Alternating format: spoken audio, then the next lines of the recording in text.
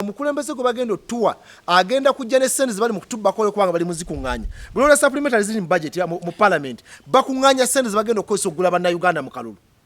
Bagenda kukuleetera omukulembeze ng'olina kumukkiriza kubanga agenda kuwa nusu bitano.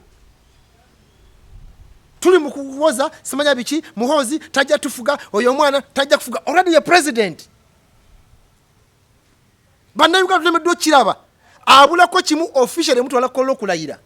Sente zona zibali mukubba sekeratekero oyo. Omukyere gubalimye wano nolabanga gwa bay okusinga ogwitidde wano Tanzania gubaleta wano. President is not looking at revamping the economy but crippling the economy. Abanyweze bulungi tatunulidde kuzza byanfuna waggulu kubibulula wabula anyweze migwa mubere baavu asoba babanga abalina bulungi tutuke mu kalunga abagabira bugabizi kyakulya ng'akuba entoli. Oli ku YouTube channel Agaliwo tuula kalira emboozi egw'amakerenda. Omukulembeze w'eggwanga Mwami Yoweri Museveni ng'agenda maaso n'okubanga ayogera eri abasuubuzi ku nsonga za IFRIS. Abasuubuzi bagenze maaso n'okukizuula nti erabika yo yajja nga teyina weegenda bangi bagenze maaso n'okuwulira obusungu ne beegugunga ne basituka ne bamuleka ku muzindaalo ne bagenda maaso n'okuba nti bafuluma wankaaki we baadde bagenda maaso n'okuba nti ebiteeso bigenda maaso n'okuba nga biteeseza. Abasiddi omusunsuzi erinnya eryange agaliwo omukutu kwe tuli obuufu obwo mwe tujja okuyita SSALONGO ndi naye olunaku olwaleero ajja babuuzaako ebigambo tubigambo okuyita mu buufu obwo. Sebo ne yanza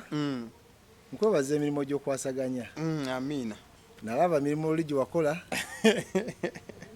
janyumira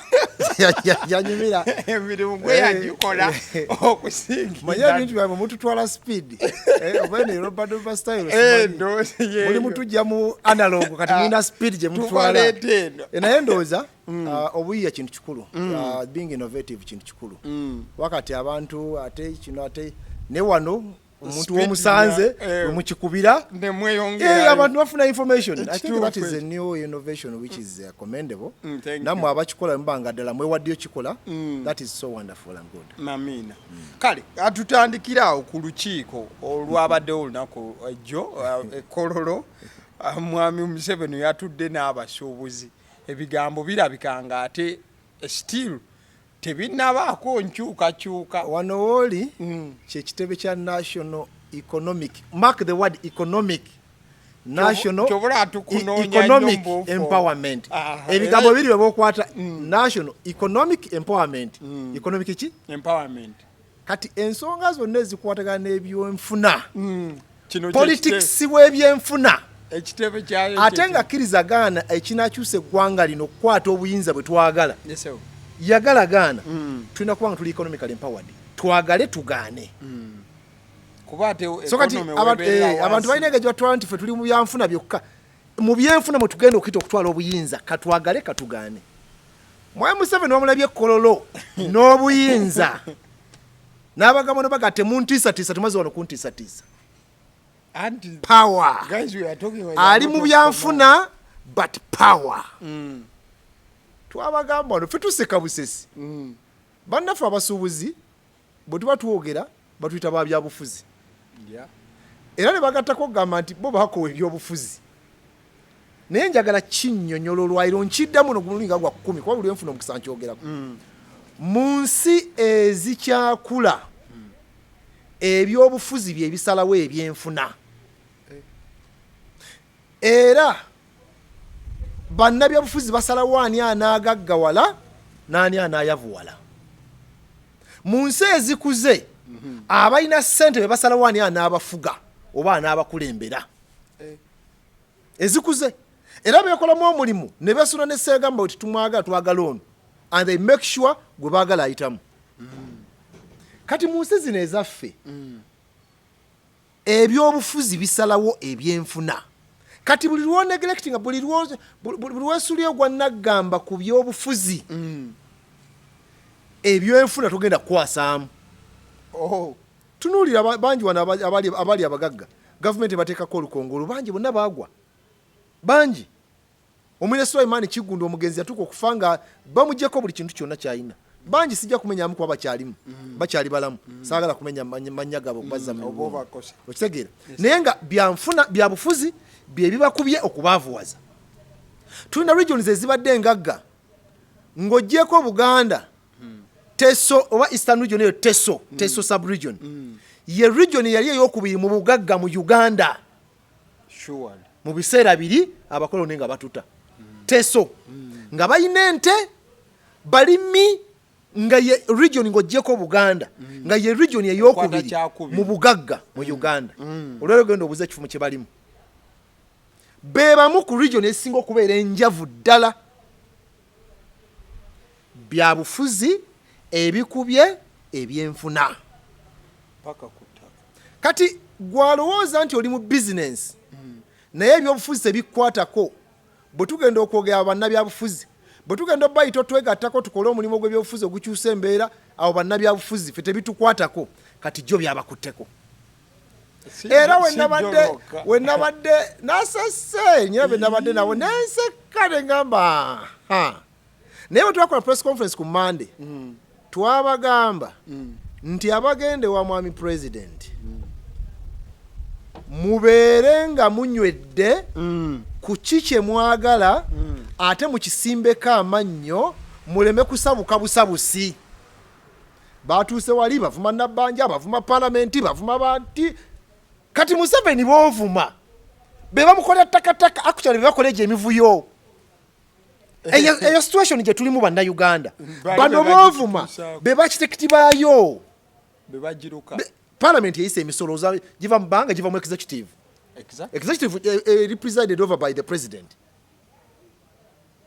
then ngamba otya nti parliament ebikola nga president abimanyi biva mu executive ne bijja mu parliament yasaako n'omukono kakati gwe ne weesiriwaza logandi nja kuvuma parliament ye muleke gwamuyita musiru aba tamanyi nti omuvumye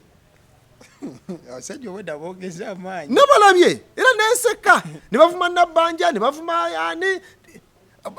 bavumye ono wa investment anite ebaye Evelyn anite ne bamuyita omufere gwayita omufere eyamulonda kitegeeza katate yabasaba fere yes akulira kakati ekibondo ky'abafere waliwo akikulira kitegeeza abasaba fere kati gwoli bw'ogamba nti oyo mufere naye ate aliko amukulira then ye sabafere kati gwolowooza nti obubaka obuweereza oli ono musiru gw'okigamba goza Museveni musiru kyogamba obwedda president gwe bakuba obwedda direct message egenda wa president nkugambye emisolo gye bayogeddeko bavume parliament nereeta ebiteeka amateeka gava mu executive mu cabinet cabinet ebeera presided over by the president negagenda mu parliament negayisa negakomawo n'agasaako bali ne bateesa ku lw'abantu batuwuliriza naye tumanyi bwe bateesa ne bakomewo n'ateekako omukono kati kubona bw'ovuma speaker oba parliament bwe batalina makulu bayaaye bateesa tebayimanyi ne bayisa ebiteekateeka ani gwobeera ogamba ng'ate waliwo akiteekako omukono akikkiriza nti ekisembayo g'atayagala tumulaba ng'agazza lwaki ago tagazza lwaki ago tagazza ag'emisolo akitagazza kati gw'omuyita musiru so nabalabye nga beerega ebikya ne ngamba naye ekintu kyabadde kyangu nnyo katugambe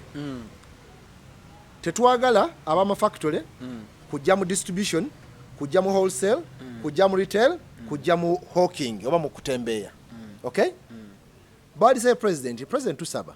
ensonga eno ereme kwogerwa bwogerwa wabula eteekebweko n'etteeka erikugira abafactory okujja mu distribution chain ontegedde bulungi mu chain eya trade chain baleme gibaamu kakati ekyo kyalibadde era yalibadde avaawo ng'agamba nti kale ensonga njiwulidde naye osoose kuyita bali abafere kati omaze obayita abafere n'anite n'omuyita omufere naye ate aliko yamulonda kitegeeza kati yamulonda yesaabafere then bano baleeta bano boyise abafere bano weerabidde n'okwerabira nti abamu abachina abali ono n'abayindi business ze bakola za first family ekyo kyerabidde kakati gwoli mu kubakolako just attack sooka weebuuze babikola batya with impunity babikola batanga tebagambwako bagijjawa kyoba weebuuza bagijjawa kyogamba bonna babikola ekyokubiri tuli mu free market economy, it's a liberal economy, right? Yep. Oli alina factory afulumya amasaati gano omugaana okunoonya akatale keje kali because they have the freedom too. Alina okunoonya akatale byafulumya ani anabigula, alina okunoonya gy'anaabigaba gy'anaabitundira. Oba ontegedde? Kati bw'oba oyagala okikomya olw'okuba tuli mu free economy, market economy, bw'oba oyagala okikomya okiteekako tteeka kyegambe nti baali badde basaba president ti mukama wange nti nga bwe tumanyi tuli mu free economy era baddembe okutambuza ebintu ebyo nekitunyiga tusaba wabeerewo etteeka eribakugira nkakasa bandivudde kololongo ekyagamba ngenda kikolako. Naye kati watandikidde ku tuni eri omuyise saabafere ate nga goli mu kusaba goli mu kusaba palamenti ogivuluza ate yabateekamu yabawane sente kino nkyagala byatayagalira tubiraba ku flow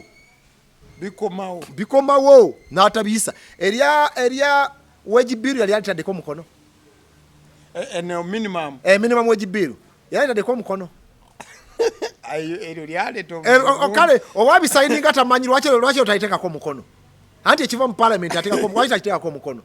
oba kyengezako kukola gwe kitegeera kati Museveni ssebo byakola abimanyi yennyini yali mu geemu eno yagizannya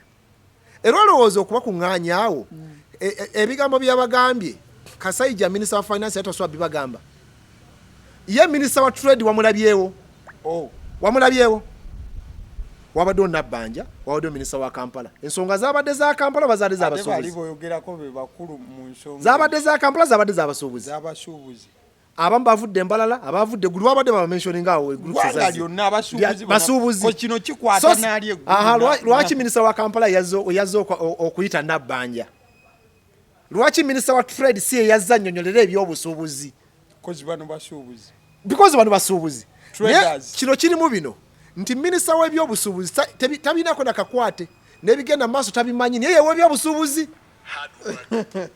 ontegedde ow'ebyobusuubuzi ebigenda mu maaso mu basuubuzi tabinako kakwate naye tuleete owa Kampala tuleete prime minister. Lwaki finance si yazze minister wa finance Kasayija kubanga birimu emisolo lwaki wa finance nanyonyola ebyo nga minister wa finance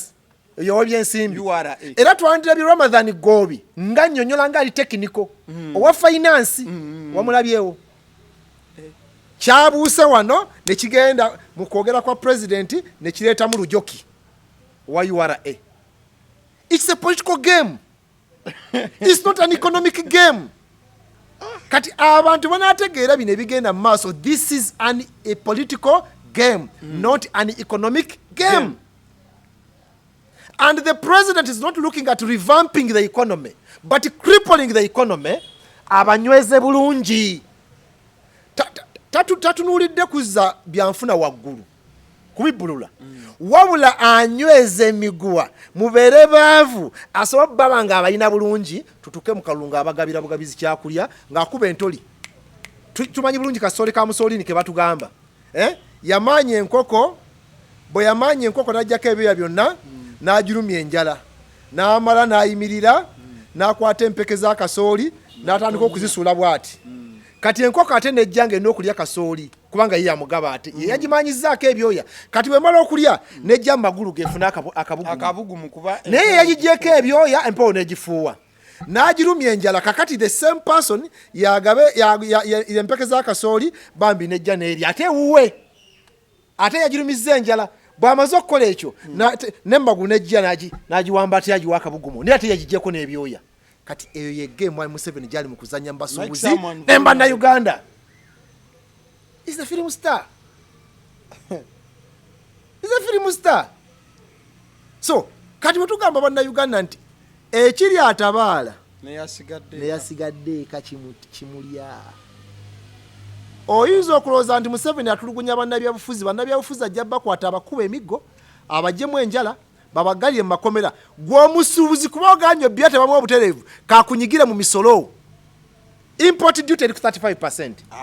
Income tax eri ku 30%, that is 65%. Withholding tax eri ku 6%. Gattagattamu 35% o 35 import duty 30% income tax 65 6% withholding tax 61 sinsanvu mwemu kati okyalina environmental tax abafe kati bwova kwekyo wootuusiza emaali kati kitwale gwe nanyini kazimba ako ogenda kusasula kye bayita rental tax URA egenda kujja ku rental tax wa 12%. Ontegedde bulungi kakati gwe omuntu omu onaaba oli awo local government kati one Kampala eba KCCA ejje kujjeko property tax ya 12%. iyise boduwa tewakyali sente taata wange ebitundu 10 kakati kwekyo olina okusasula garbage fees byakasasiro garbage fees on top of that osasula amasanyalaze agali very expensive. Ejo nabadde n'omukyala musuubuzi twabadde ne interview yaŋambye mu dduuka ali ayina amataala 18 buli ttaala limu bamujjako emitwalo 3 omwezi ettaala limu eryaka amasanyalaze asasula emitwalo 3 twagenza obalanga amataala 10 gokka basasula emitwalo 3 bw'ogattako ne guli nenga amasanyalaze kyego yakyajinga sente weziti amasanyalaze ku basuubuzi gali ku bbeeyi ya waggulu nnyo actually nago bagabasuubuza busuubuza mu bizimbe mwe bakolera ekyo bw'okivaako amazzi ne bwe gaba ga toilet gali waggulu nnyo ekibuuzo gw'omusuubuzi sente okwera mu nsi ki sente ogenda zijjawa bwe tubagamba mujje mu byobufuzi mutwegatteko ffe tukkiriza nga need tugenda kuyita mu byanfuna okubbulula eggwanga lino ate tujja ditwala tugenda kutwala obukulembeze bino lero tuli mu byakwesuddiya bino tukola tuli mu kwesuddiya toyina bukulembeze bwogenda kutwala tumaze kunyweza abantu sooka obawagale mu byenfuna bategere n'okufiirwa tufiirwa kitegeeza katalaali affe okulwana twebbulula ebyenfuna kati ekyangu ennyo kyeki mwegatte ku need nze nakubyakakule no gemazima tuwaki ekiriwo kiri kimu nze nkugambye nti ekisobola okuzza eggwanga engulu byanfuna because omuntu alina mwaka sente togenda muwa nusu 10 akuwa akalulu tutegeregana naye kati bali mu kusindikiriza abantu mu bwavu obusembayo babuleetere kwota ya sukaali ekitole kya sabbuuni baleetereko n'ekyebitaano nyina mukwano gwange ava mu bitundu bya Eastern eyo bitundu by'e Budaka yali anyumiza n'agamba nti obwavu obuli eyo babulabira mu biseera by'okulonda batuuka mu biseera by'okulonda nga bali mu kamyufu kaabwe ak'NRM n'onyonyola abantu ne bawuliriza n'olabira ddala nga bagudde amatu ne mutuuka ku kyokulonda mu meters nga 300 okuva we balondera omuntu n'ayimirira awo ng'alina ekikutiya yakoze bitcoin bya nusu 5 buli amuyitako n'amuwa kido kalulu buli kido era yamanya n'agamba nti ngabye ebye 5 meka nti biri ya mitwalo ebinusu 10 ebinusu mutwalo bwe bulu bwe mutwalo shiwadiro era oli agamba why matuvu mzaji yampadde sente kamuwa kalulu ngatinga nusu 5 atenga ali serious si 10 nusu ebi because enusu 5 eri kintu kinene nnyo omuntu alina kyagenda okugulamu kikola a lot of sense. It makes a lot of sense. So kati wetu ogera bina ebintu abantu balowooza ndooza obatu babuzaabuza but this is the reality. Ba meetings mu 7 ekololo nabadde ndi pretty sure 100% nti tebalina kibajja kufunayo. Wabula yatutte omukisa ogwo balaga obuyinza n'okuwakakasa nti nze president wa Uganda. Kyobola yabayita wamu abakuŋŋaanye wamu n'abagamba abatamwagala balekeyo niye ye president n'abayita mu June abanagala mujje niye nze ki nze ndiko. The choice is yours. Mumpagire bati mumpagire mbwe mwagala bati mumpagira musigale nga mukyabonaabona. Yamanyizaako enkoko ebyoya ate yalina ojjiwa akabugumu. Enkoko yagirumizza enjala ate yalina ojjiwa empeke z'akasooli kati olina kudda wuwe. Now, we are being treated as slaves. Ugandans are being treated as slaves. Bannayuganda bafuuliddwa abaddu mu nsi yaabwe. Tokyasobola kwesalirawo tosobola kwesalira omwavu omuntu omwavu tosobola kwesalirawo kika kya mmere kyonaalya oli eriwo tosobola kwesalirawo onaalya budde ki olya bwezze saawa meka tomanyi tosobola nakusalawo oba onaalya batolye omwavu awo Uganda webatututte kati n'otunuulira engalabi ezimu ebyo bigenda mu maaso kino ekigambo bankikozese mukama nsaasira nkikozese baginika ebinnyo bawoza kabaka aliwa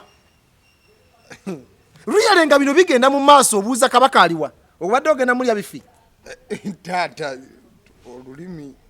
abadde agenda mulya bifi the same group of people be bali bagamba ajjanjabwe kwa tukimanyi ffenna yafuna obukosefu agenza okujjanjabwa nti ate aliwa bamujjanjabire mayimba gaabwe kati ensi bagirya bagimalawo buli munnayuganda waali bamufutiza wabula tuli mu kukola ebyobufuzi ebyokwerabisa ebyakabampaane tunoonya likes ne views ku social media nyina gwe nabadde ngamba ne mugamba nti bino byonna ebigenda mu maaso bituteeka mu mbeera nti omukulembeze gwe bagenda otuwa agenda kujja ne sente zebali mu kutubbako kubanga bali muzikuŋŋaanya buli olwa supplementary ziri mu budget mu parliament bakuŋŋaanya sente zebagenda okukozesa okugula bannayuganda mu kalulu bagenda kukuleetera omukulembeze ng'olina kumukkiriza kubanga agenda kuwa nusu 5 tuli mu kuwoza simanya biki muhozi tajja tufuga oyo omwana tajja kufuga already ye president bannayuganda tulemeddwa okiraba abulako kimu official emutwala kukola okulayira sente zonna zibali mu kubba ziteekerateekera oyo kati kankuwulire manyi bino ebintu bwe tubyogera oli alowooza obuukira kintu ono muzeeyi werwakitula yabadde commander in chief kitegeeza gwe command of security forces zonna mu Uganda olagira amajje mugende Congo mugende eno mukole kino gwe olina obuyinza ku byonna commander wa security forces oba olina obuyinza ku police all armed forces prison zijati simanya semwayi iso eso ne private security groups nga zikwata emmundu you preside over tuzze tukyogera nti lino eggwanga lifugibwa magye oli bw'abanga yalina obuyinza obwo bwonna commander in chief actually mu mbeera era eyaddala yabeera chairman wa high command ke kakiiko akalina obuyinza akafuga eggwanga Uganda akasalawo ku nsonga kino kinabawe kiti ono president anaabwa ati bino akasalawo kibaita high command akasembayo kati abeera commander in chief ye chairman wa high command ye muhoozi olwaleero kati kenkubuuza ani afuga eggwanga muzeeyi byonna ddidde obuyinza bwonna n'abukwata n'abuwoona ye naasigala nga kisiikirize ng'ono yalina obuyinza obutambuza eggwanga mu buli kimu wabula era tukyangaŋŋala kabaka aliwa eggwanga balitwala tulaba tetulina na bwongo bwefumitiriza ku bintu ebyo kitegeeza tusirise bwe tuvuma bwe tuvoola eggwanga economically bamaze tukuba ekigo mu byobuyinza bwali batwala steadily number by number omusajja wamaze omukwasa obuyinza bwonna ekiraddako kimu kyokka bagenda ku influence nga parliament di parliament egenda okuwona omukulembeze w'eggwanga kubanga era etteeka liri mu kkubo lijja balangire bulangiriza agende kolakola ki naye tufe tusirise tuzinzeeko emiki ebyo nabigenda mu maaso tuli ku byobufuzi ebyokuvoola ebyokuvuma ebitalina makulu eggwanga balirya tukola ki tutunudde ffe bwe tuvaayo okwogerako olw'okuba oba oli awo toli mu kibiina ekimu ti abo Museveni yabasasula naye nga byenjogera bituufu ate ye Museveni gwatasasula ate tabyogera ye asirika gwatasasula kati nze ate ayogera nti ate oyo yamusasula nawe oye politics otuuse nkuddamu nkugamba nti ebyobufuzi byebisalawo ebyenfuna mu mawanga gafa agakyakola ki era bagenda kwavuwaza bannayuganda paka nga mutandise okuvaamu olusaayisayi nga luva kamukamu balikuba tegenda nti babalina kati babakubira entoli ng'eri enkoko byabagamba yemukola tuzinzeeko emikono kale wali wawadogama nti abasuubuzi bano bwe babanga basinkanye mwami Museveni n'ebiringa ebyo babuuka eno babuuka eri gye byawunzikidde nga bamusaba katale omukyala yagenze ku muzindaalo babagambye okubuuza ebibuuzo bamusabye katale Makinde Ssaabagabo yensonga yawadde basabye katale Makinde Ssaabagabo kakati abantu balina ebintu byabwe balina babitundira president waka akatale Makinde Ssaabagabo abavudde eggulu mbalala ludda wabasuubuza abakuŋŋaanidde wali gye byawunzikidde nga debate gye tulimu yakusaba katale batunde ebyo ebirime Makinde Ssaabagabo they are not focused singa basabye kiri president tusaba oteekewo etteeka abantu abo baleme okutuyingirira mu busuubuzi buno tuli beetegefu okugula ebintu byabwe singa bana basigadde mafactory gaabwe kitegerekeka president VAT wa 18% mungi nnyo tusaba wakiri bakendeze kadde ku 16% wa 14 ekitegerekeka naye tebena kibasabye ifrisi si musolo it's a system e collecting omusolo kati oyinza ogamba odira omubbi akuwengeri gy'onaakuteekaka gy'onaasebamu ennyumba yo kufulu kizo onaakozesa ifrisi kufulu ekwata ababbi b'omusolo kati ate omugamba nti kufulu nnene nnyo gy'oleese togiteekako ye gwe okigambo muyita musiru kubanga ifrisi si musolo nkola yakusolozaamu musolo kati gwe togyogana toyagala kusolozaako musolo mulage nti nzikiriza okuwa omusolo naye tusaba otukenderezeeko omusolo mungi ebintu 35 ku 100 bingi tukyajinga 25 income tax 30% mungi mukama waffe waki tugende mu 20 ebino yabirowoozeeko naye atogana gukujjako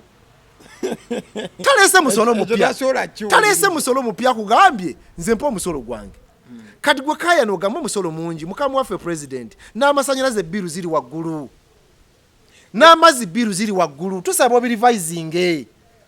waliwo ekigambibwa nti import tax eno nti okusinziira ku bagitwala era abagitembeeta bagamba bagiteekawo kukendeeza andi akati ekyo kituufu nga polisi nti teekawo omusolo mungi ku bibasuubula byebayingiza osobola okupromotinga bino kati biriwo byopromotinga byobondaga njagala ombuli ebibaleeta nga wano bannayuganda byebabikola nga babiganya kwekwasa kubanga amafactory agali wano gaabwe kapeeka ina waabwe kati tebalina bagenda kutunda bintu ekisooka omutindo gwe bakola mubi ebintu byabo nebakola yes omutindo gwe bakola ogw'ebintu ebikolebwa wano mubi ku bintu ebisinga obuli 90% of locally produced goods the standard is bad, is poor. Kati nsoyinza okunyambaza ekisaati kubanga kikolebwa wano bubu ekisaati kinguze emitwalo ena ekyawano nga nevudde bweru yena nga ateri quality njiraba yakabi nze langule yawano erege na male myaka eneno nakunya kucha ifris nawuliddeko n'ensonga abasuubije badde baleeta nti egenda balemesa okutunda mu bitundu ebimu nga supermarkets mbukati oli abeera ne capital ke katono ate bamusaba ifris kakati issue balina issues ba raising nga zikola nti fe mu business tumanye okuwa amabanja naye ekintu bwe kifuluma atenze mu mbola nti nkitunze ebyo bye birowoozi byadde birungi bisaliddwa bitya amagezi bwe baba tute ku bbanja ifris egenda kikapu kyalinga etya bwe kiba kyagenze ne kikomawo ifris egenda kikapu kyalinga etya otegeera ebyo bitegeera naye togamba nti ifris gijjeewo ono nawookera wa ifris ayeyongera ekyo tekikola naawe okimanyi kyosaba tekiriiyo eri system ekapu kyalinga musolo now leeta ebizibu ebiri mu kiri babi addressing but again ekiri most important ate kyetwagala kukendeeza misolo emisolo miki ye point esinga obukulu emisolo mingi tusaba gikendeezebwe era alaba akatambi kano message twagala n'abasuubuzi gye mulina okutwala ekisooka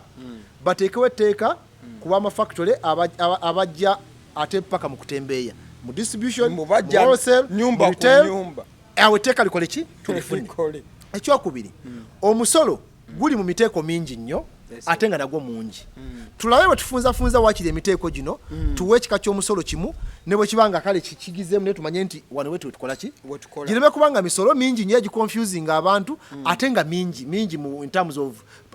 charges egiweebwa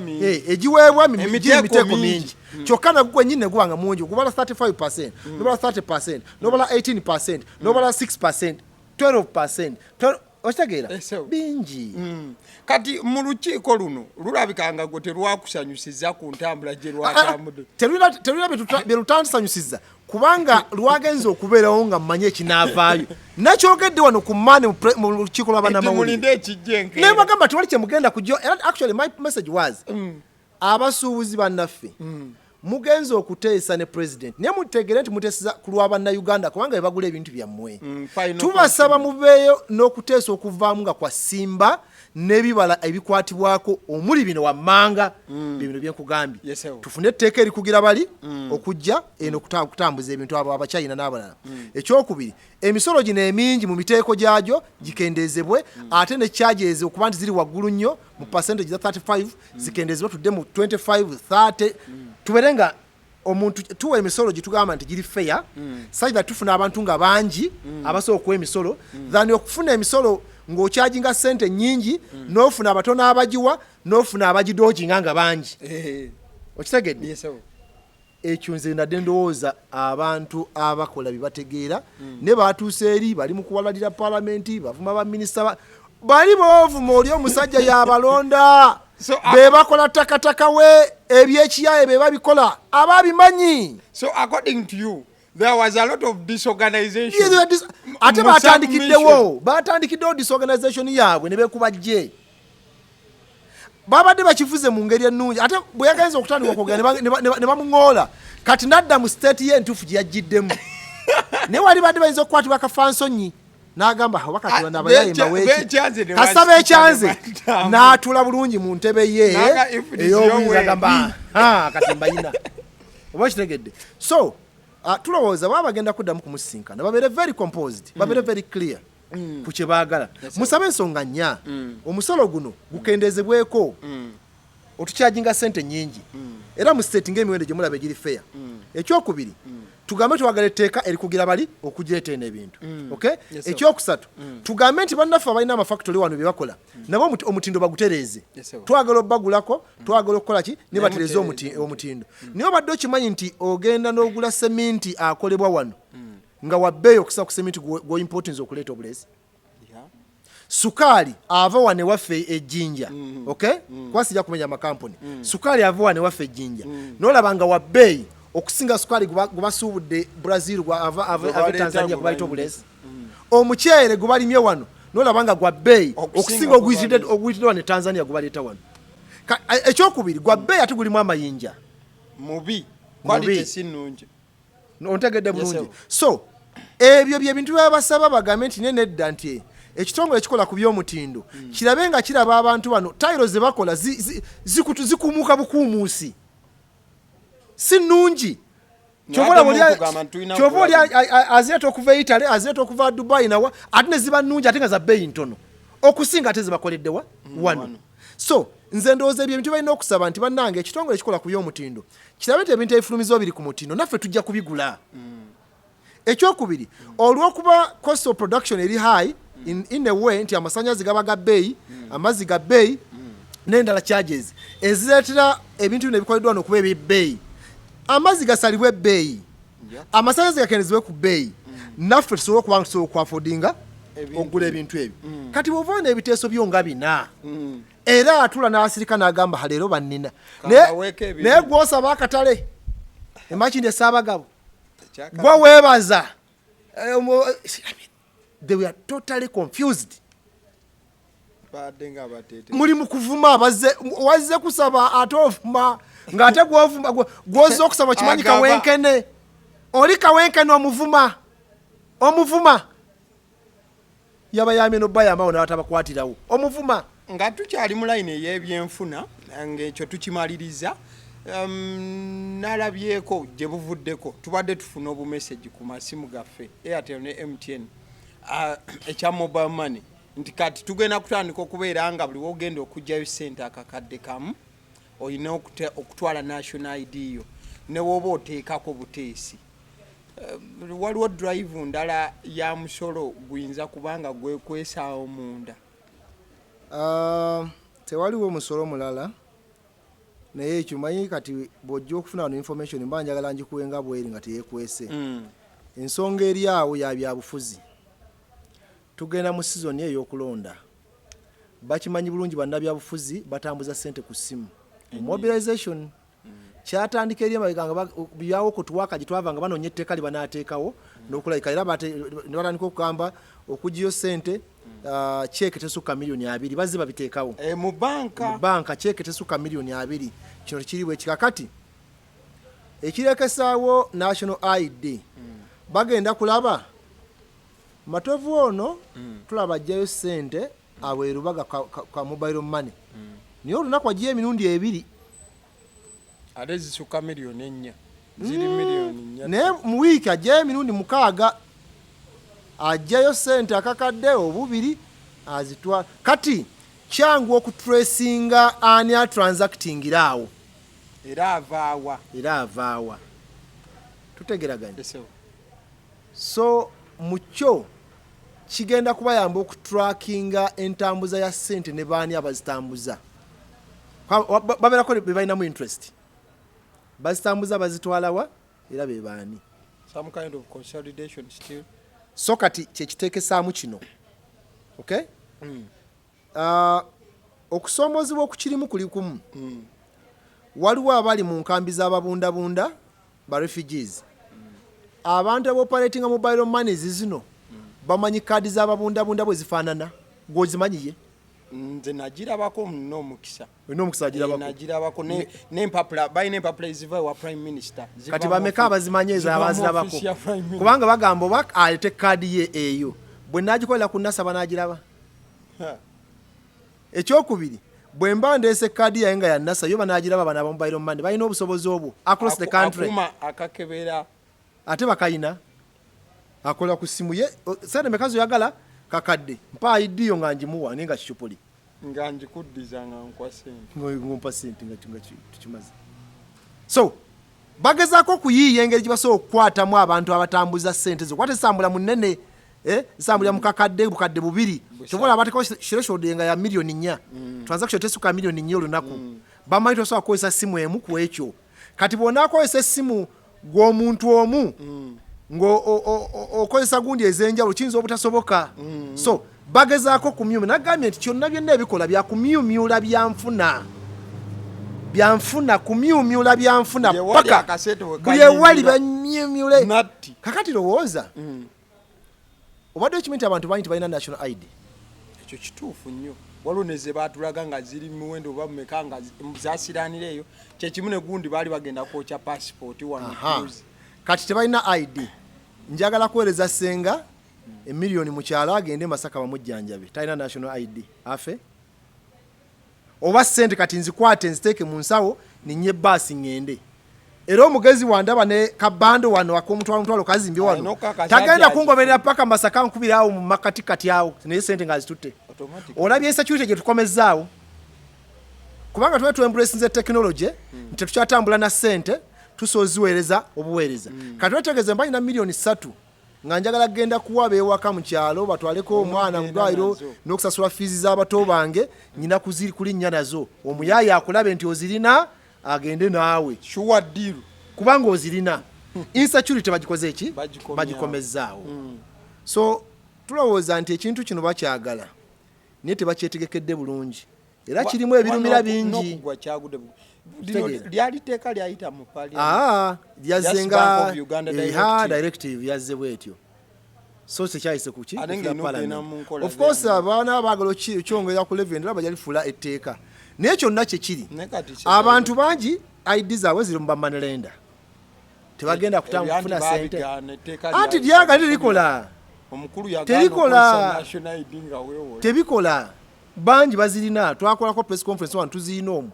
bajja wano bajja batubuulira records bajja batubuulira bamanelenders abalina gundiza bate beewola mitwalo 3 mitwalo 2 mitwalo 10 nazo zibalemye okukola ki okujjayo kakati njagala okutegeeza nti ekyo bakyagadde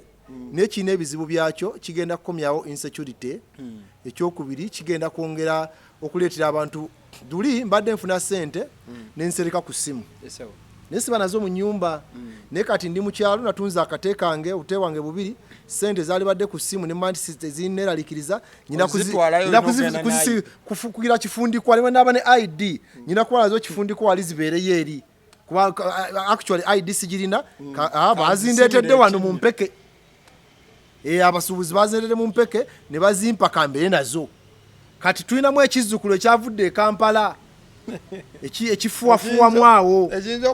ekifuwafuwa kyadde kizze wano kyaga kutema ku matoke kitunde kiddeyo kyasanze entunze ente kyabirabye olabye embaga eryawo eba ekuze so kakati eryetteeka bambi beebale balowoozezza nerigenda batawanyiza bwerere kubanga tewali wa mobile money agenda kwagala omusubi essente ozimuyiseeko mbu alinze national ID nga teyagala kukola business. Anti wayinza obaawo okusibwa mu maaso awo. Kati era ebyo tujja bituukako. But I'm telling you, biringa byakusaaga n'ebyo bigenda okubeerawo. Bye bigenda okubeerawo. Kati nze nkulaze nti abantu bagenda kutambula na ssente. Which is risky. Very. Nkulaze abaana b'amasomero oba ne utabane oga nti ssente kanzikuweerezaawo. Kusimira teacher. Teacher talina national ID agenda zijja ati omwana asuze fees oba ninye enveera akayinzije nsasule eno fees emitwalo 8 gamba olaba obuziba koze eki bubabuzi amasomero ga collecting a cent through mobile money kakati sebo bonna bagenda okuweereza abaana 10 abali mu somero eryo sente bagenda ziweereza balina ID tebalina oba balekeyo tebaweerera baana so biro byonna birimu okusoomozebwa okw'amaanyi bakirangiridde kitandise okukola n'ekyetaaga okuddamu okulowoozebwako balabe enkola kiyinza okukolamu entuufu. Kale andowooza tugenda kubanga tuzingirako wano mbuufu obwo ojja kuba otusiibulira omulabi n'obubaka bwe obusembayo. Omulabi waffe omulungi tukwebaza okuba nti badde olaba naye bannayuganda njagala tutegeere nti eggwanga tetwogera byogere liri mu buwambe mu byenfuna tuli mu buwambe mu byobufuzi omuyaaye yagasegase ekintu kye